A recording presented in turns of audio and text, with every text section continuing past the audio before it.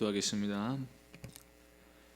하나님 아버지, 그리스도의 십자가의 피로 우리를 씻으셔서 의와 진리를 구하는 새 언약의 백성이 되게 하신 것을 감사드립니다. 이 시간 하나님의 은혜를 구하며 이 자리에 나왔습니다.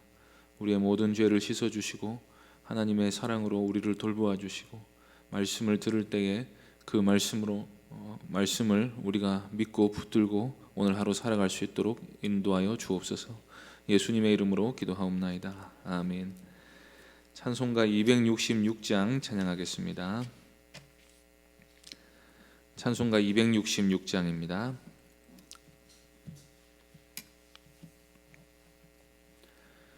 (266장) 함께 찬송하겠습니다. 주의 피로 이룬 샘물 참 깊고 넓도다. 구원하는 그 신능력 다 찬송할지라. 찬송하세 주의 보혈 그 샘에 지금 나아가 죄에 깊이 빠진 이 몸 그 피로 씻어 맑히네. 죄악 세상 이김으로 거룩한 길 가는 나의 마음 성전 삼고 주께서 계시네. 찬송하세 주의 보혈 그 샘에 지금 나아가 죄에 깊이 빠진 이 몸 그 피로 씻어 맑히네. 주 예수를 깊이 아는 놀라운 그 은혜 하늘나라 즐거움이 매일 새롭도다. 찬송하세 주의 보혈 그 샘에 죄에 깊이 빠진 이 몸 그 피로 씻어 맑히네. 하나님 말씀은 아모스 5장 18절에서 20절까지 말씀입니다. 구약성경 1280쪽입니다. 아모스 5장 18절부터 20절까지입니다. 아모스 5장 18절부터 20절까지 말씀 한 절씩 교독하겠습니다. 화 있을진저 여호와의 날을 사모하는 자여, 너희가 어찌하여 여호와의 날을 사모하느냐? 그날은 어둠이요 빛이 아니라.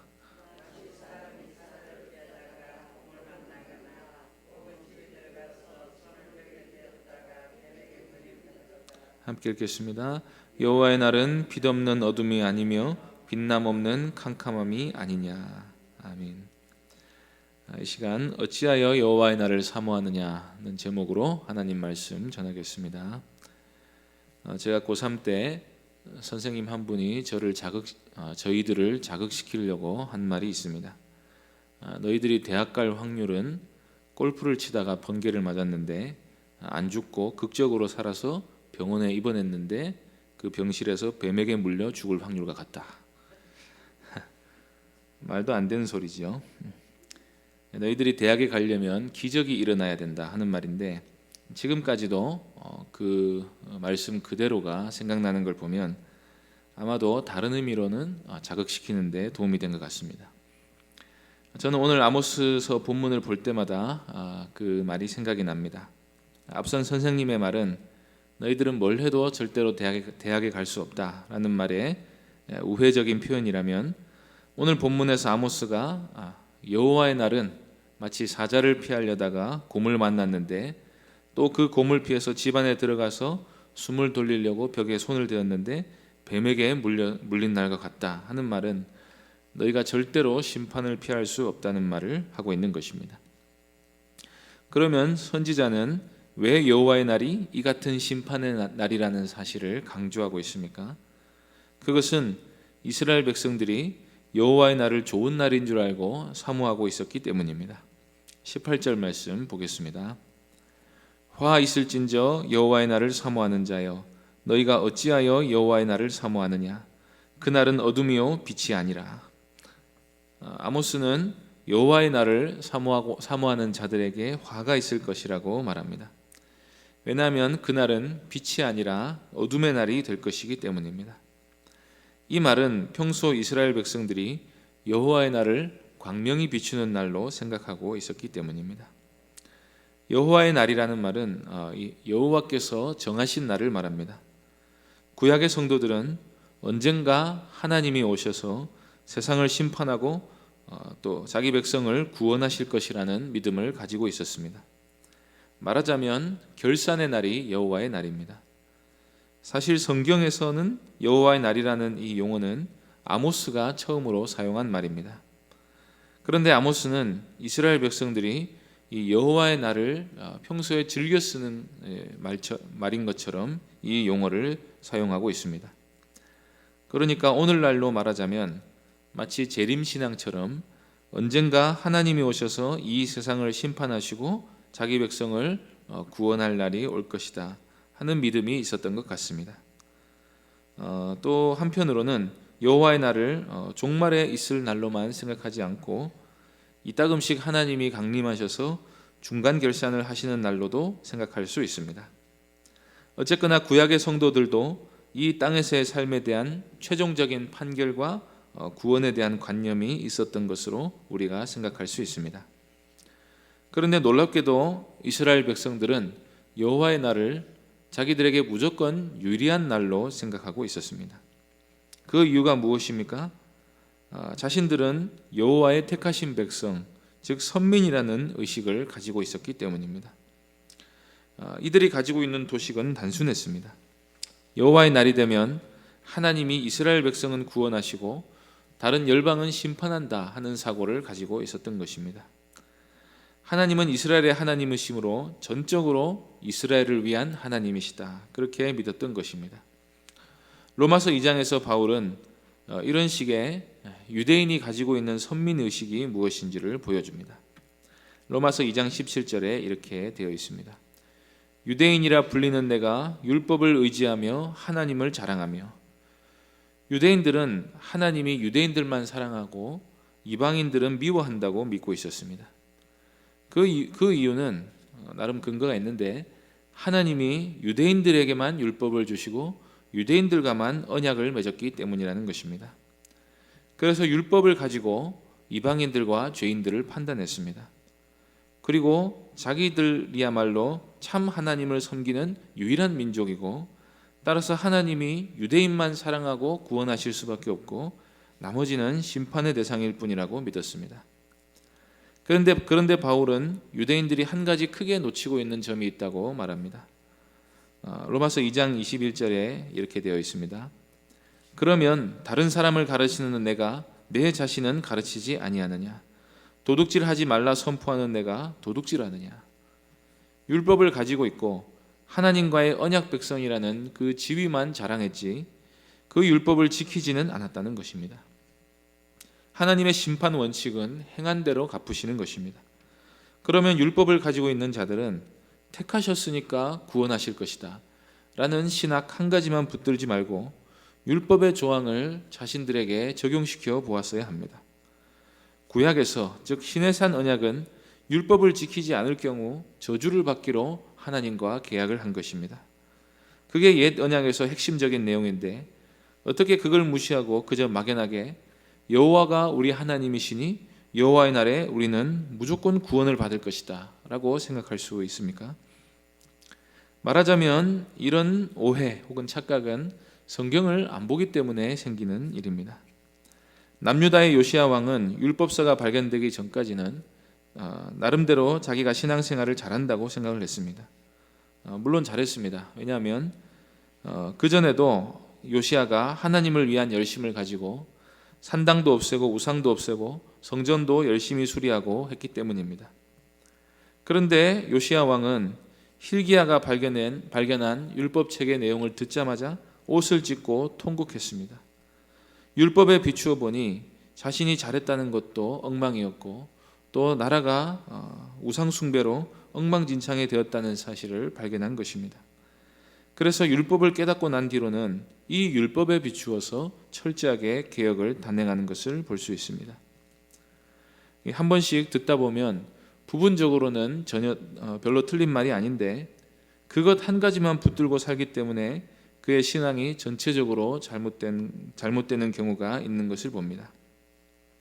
아모스가 한 가지 비판한 말처럼 하나님이 우리와 함께 하신다, 또 선민이기 때문에 택한 백성이기 때문에 구원하실 것이다 라고 생각하는 이스라엘 백성들의 사고, 그 말 자체가 잘못된 것은 아닙니다. 여기 앞에 우리 행위와 상관없이 무조건 함께 하신다 라는 말이 잘못된 것입니다. 여기에다 덧붙여서 예배 참석하고 헌금 열심히 내기 때문에 하나님이 우리와 함께 하실 것이다 라고 말하면 주객이 전도되어 버린 신앙생활을 하게 됩니다. 하나님이 이스라엘과 함께 하시는 이유는 궁극적으로 행위 이전의 문제입니다. 택하셨기 때문에 함께 하시는 것입니다. 무엇을 우리가 했기 때문이 아닙니다. 신구약 다 마찬가지입니다. 우리가 어떤 선행이나 공로가 있기 전에 우리를 사랑하셔서 거듭나게 하시고 거룩하게 하셔서 우리 안에 영원토록 내주하시는 것입니다. 그런데 여기서 또 잘못된 방향으로 발전하게 됩니다. 그러면 모든 것이 은혜이므로 우리 행위와 아무 상관없이 하나님이 무조건 함께 하시고 복 주실 것이라고 믿는 것입니다. 구약에서 이 구약 율법은 조건절로 되어 있습니다. 내 말을 잘 듣고 내 언약을 지키면 너희가 내 백성이 될 것이다 라고 하셨습니다. 언약을 맺으면 일단은 이스라엘은 하나님의 백성이 됩니다. 그런데 하나님의 백성의 자격을 유지하려면 또 언약을 지켜야 됩니다. 언약을 배반하는 동안 이스라엘은 하나님의 도우심이 아니라 징계를 기대해야 됩니다. 하나님의 백성으로서의 은택을 누리면 반드시 언약을 지켜야 된다, 선택받은 백성이라도 언약을 지켜야 된다 하는 게 이 약속의 내용 중에 내용이었던 것입니다. 신약에서는 어떻습니까?